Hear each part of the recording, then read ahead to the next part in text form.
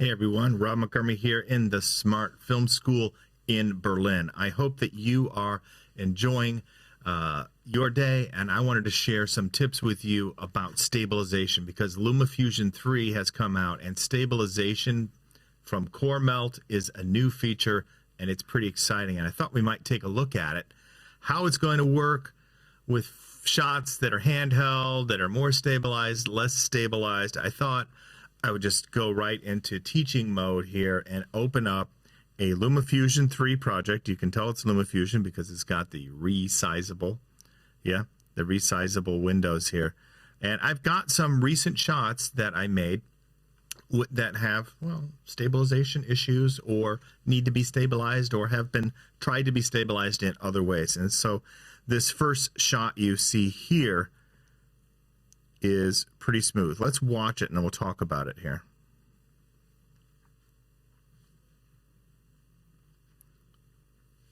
Okay, what you're seeing is pretty smooth and stabilized, and that's because it was filmed with a camera that has a gimbal. This is an Osmo, and there's a mount so I can attach it to the hood of a car. There it is, mounted. This is Iceland. That was a volcano and a glacier. It's a 2-for-1. And it has some of the roughest roads you can imagine. And it was also, here's a shot that you can control. So I'm controlling it with my phone. And this is what it sounds like.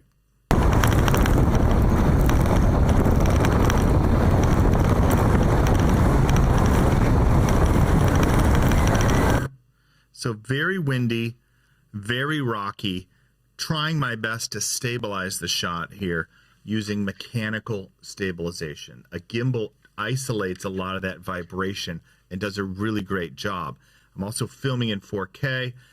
We can even look here and see what frame rate I was. Frame rate is another way to stabilize. So there are many ways. There's mechanical, there's optical, there's digital, and there's frame rates. And so there's techniques involved in all of this. Now at this frame rate on this clip, it was standard 25 frames per second. I'm in Europe, so 25 frames per second is television standard here.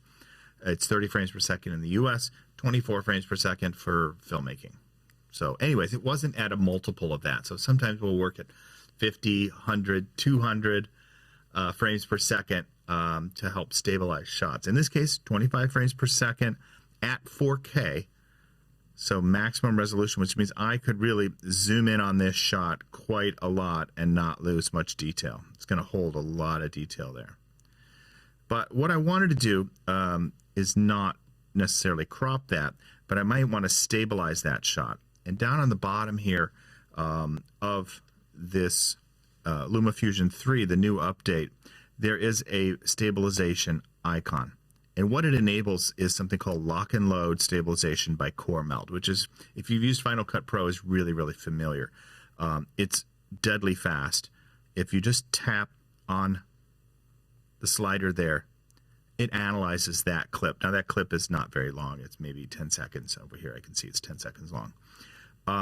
And then you have presets that you can toggle through. So once it's analyzed it, you can just scrub and audition these. You can see, okay, you can see it's got some shutter. So I'm going to choose like medium and shutter. And let's see if it made it any a little bit better. Just a little bit smoother. Like I said, I've tried to isolate and stabilize as much as possible physically. But this little extra touch can help. And see there, it's just a little too, some might need to be strong and shutter. Again, don't look for the software to fix all of your problems. It won't, but it can help when you're looking to get those few seconds and you know you can't stabilize that. And what you can do is also go in and manually adjust all of the parameters related to the strength, whether you wanted to do it more vertical or rotational or horizontal. So you have all these additional controls, and you can sit there and fine-tune your stabilization until you're happy with it. Now that's starting to look a lot better. I can just toggle it off again, and you can see the before and after there.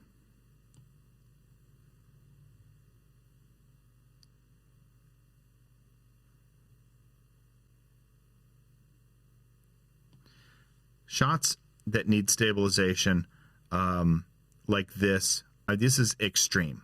This is not a road. Let's be honest. It could even, I mean, thankfully we had big pneumatic tires, 4-wheel drive, everything, but we definitely had the elements against us with the additional wind, and that really caused. So I think in hindsight, what I would have liked to have done is I've got ND filter on there, so I could definitely get motion blur. That's another way to help.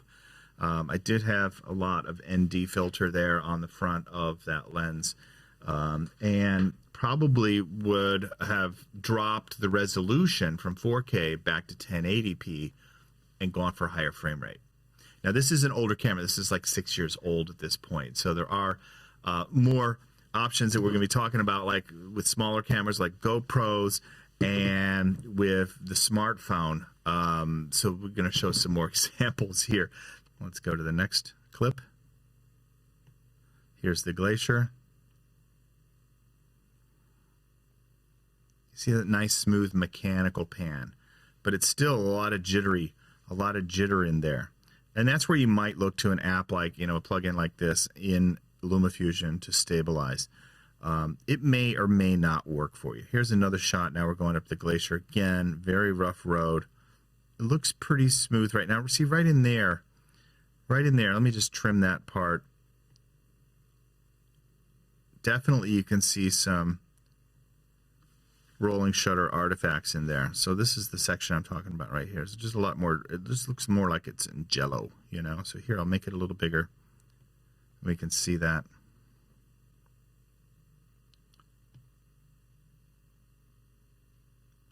Let's see what happens when I do the lock and load on just that segment. See if we can take just a really small piece where it's really bad. And then let's go for the strong and the shutter right off the bat. Let's go for the maximum, see if it improves. Slightly, guys. And this, again, maybe just that's as good as it can be done on that clip.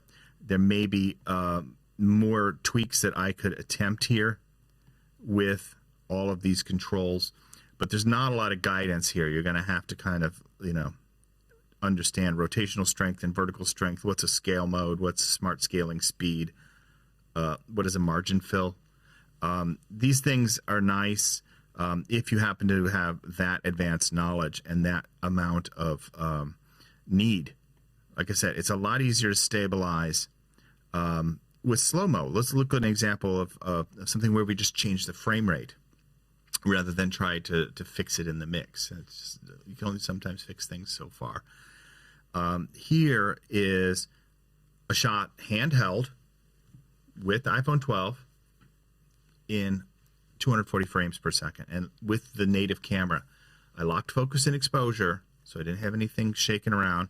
I'm pulling my arms in to stabilize, and I'm trying to capture this moment, and then I was able to switch lenses, which was pretty cool, from the ultra wide. That's another way to get stabilization. Use a super wide angle lens because it shakes and shimmies tend to be less noticeable.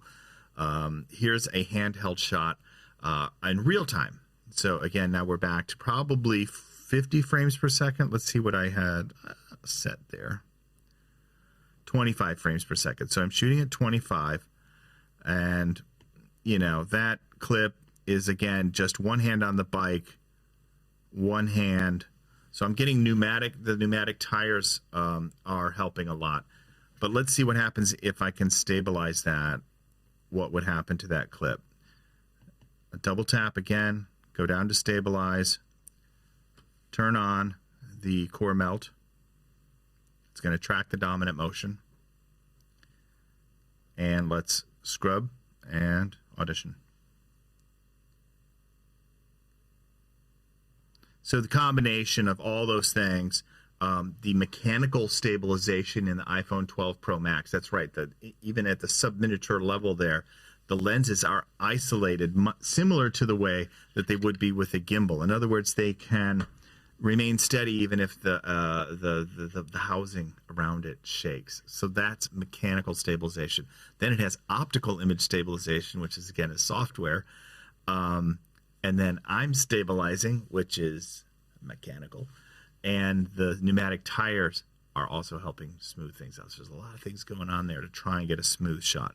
So that's a trick there. I don't recommend bicycling with one hand unless you have some experience. You might crash. But I do it all the time.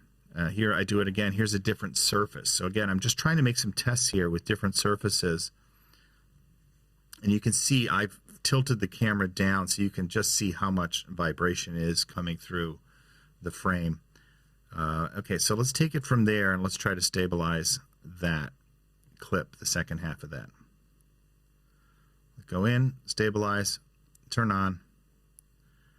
Again, I always start with medium and just see what it see what it does. See if I can notice an effect. Again, I want a natural, I don't want to over-process look. It'll be interesting to see when I show you some of the other. So I might just say, what does strong look like? And try one more time.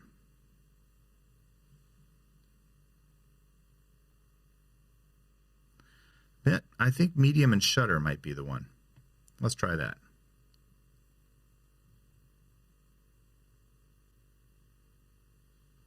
Anyway, you get the idea. These are little sweeteners. It's not a magic bullet. Now let's look at a different type of shot. In this case, this is going to be a time lapse or a hyperlapse because the camera is moving through three-dimensional space. So that camera move plus time lapse equals hyperlapse. Now I did not use a hyperlapse app. I just used the default time lapse app in the iPhone. Okay, but let's just see what that looks like and see if we can sweeten it up with the stabilizer.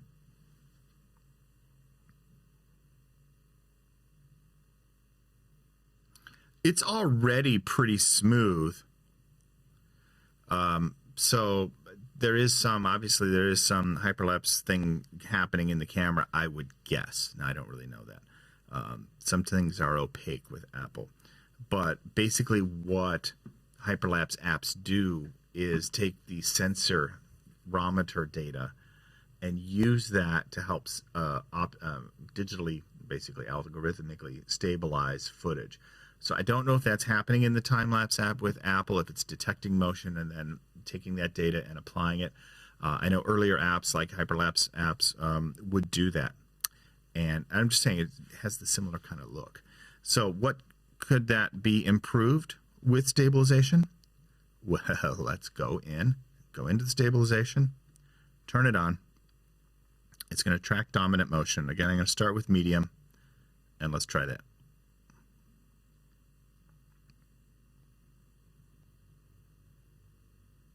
So for what I need, that looks pretty good. And what I need is not a long clip that I need to stabilize. I think that's another key.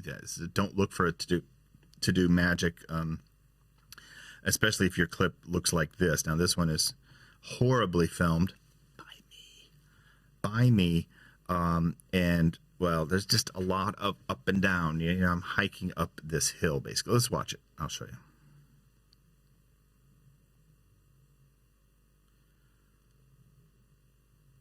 So apparently I do not walk very straight, so there's a lot of this. The main subject that we're focusing on was not always in the center. That's another thing that helped those other shots appear more stable and more fluid, was that your eye could focus on one object in the center framing.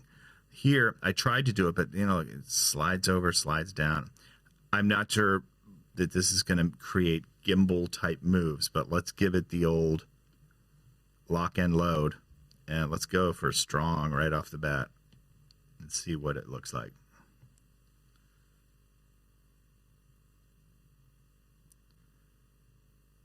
A little better, not a lot. Now that was filmed with the GoPro handheld, and I was using the hyper warp, time-lapse, hyperlapse motion on that. And so that just doesn't matter if you have bad technique, and in this case it was just a bad take. Okay, let's look at the next shot. This is also using that GoPro Hero 7 in the hyper time warp hyperlapse mode that they use. And this is uncorrected, unstabilized.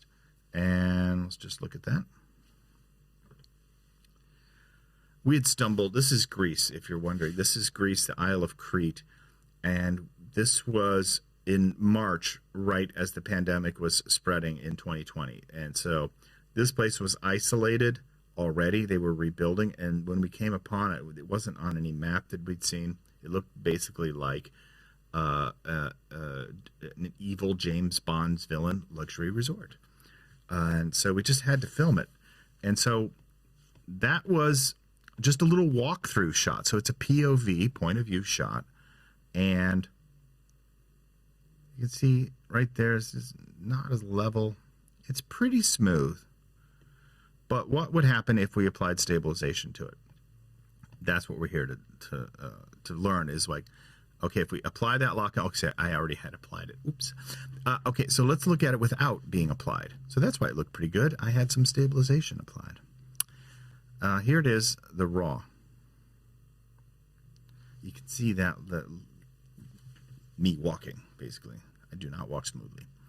I do not have good mechanics, which is why I need gimbals and software and helpers with booms to get some of these shots, or use my bike. And whenever I'm not walking, and you may have the similar thing, walking shots are hard to stabilize, but because they just have that vertical motion. Well, that's where that really comes in. With the vertical strength being up, you may not need as much horizontal. And, we can zoom it. It's okay. Let's see with those settings now if this just looks a little stable. I would probably start my edit from right. Here's neutral, my subject, a little pan. So what one right there is where I'd probably, if I were scrubbing that, I would be looking at maybe right there being my in point.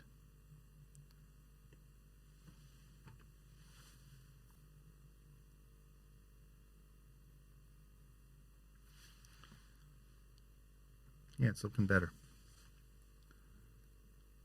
So again, I just need to cover maybe 5 to 8 seconds for a dialogue, for voiceover, and then I'm going to cut away to other shots. So I'm looking for stabilization to do little stuff. I'm not looking at it to save your bacon.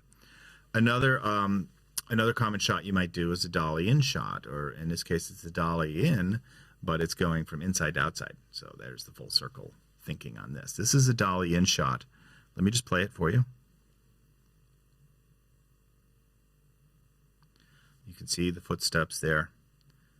And what I want to do is get the camera past the last of those vertical struts so that you can see the view right from the balcony. Again, this was probably shot at normal frame rate, 25 frames per second. Would have been better shot in slow-mo. It would have been automatically a lot more magical, more beta. But I didn't. But I did do 2 takes with it, so we can try that with stabilization off. Here, let's look at take 2. I think take 2 was a little better. Here it is, stabilization off.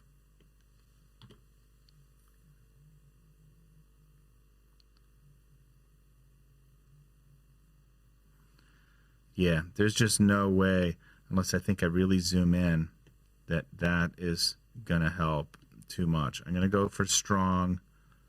I'm going to go on the scaling. I really don't know what smart scaling speed is. You could fix your scale, and that's why I said maybe the zoom would help on this. I'm definitely going to make sure the vertical strength is on. The zoom strength can also go up. Let's see what any of that does and see if I can get it a little smoother.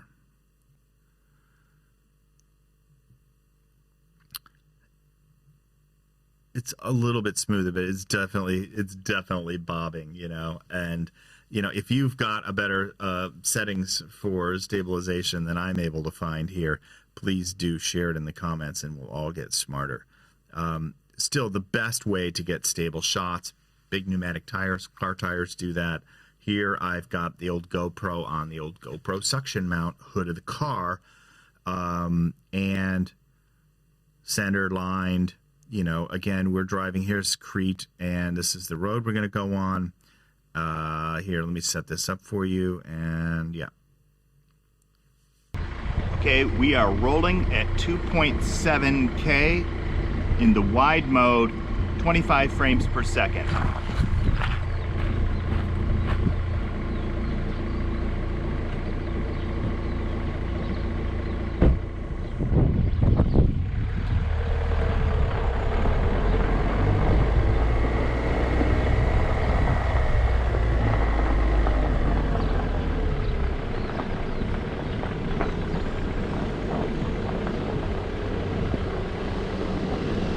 Is going to stabilize, the suction cup mount's going to stabilize, the car tires are going to stabilize, but here's the part I want to look at. This rough road, it starts to get bumpy, still pretty smooth. So the optical image stabilization is doing a pretty good job, but right about here,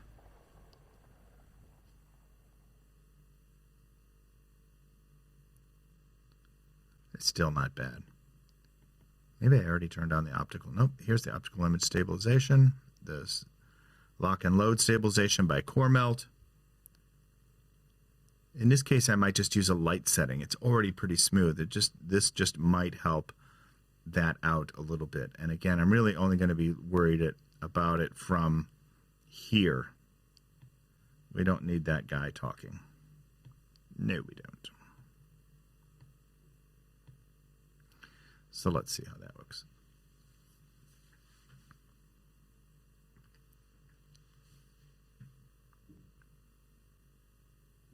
You know we're going to go over a bump.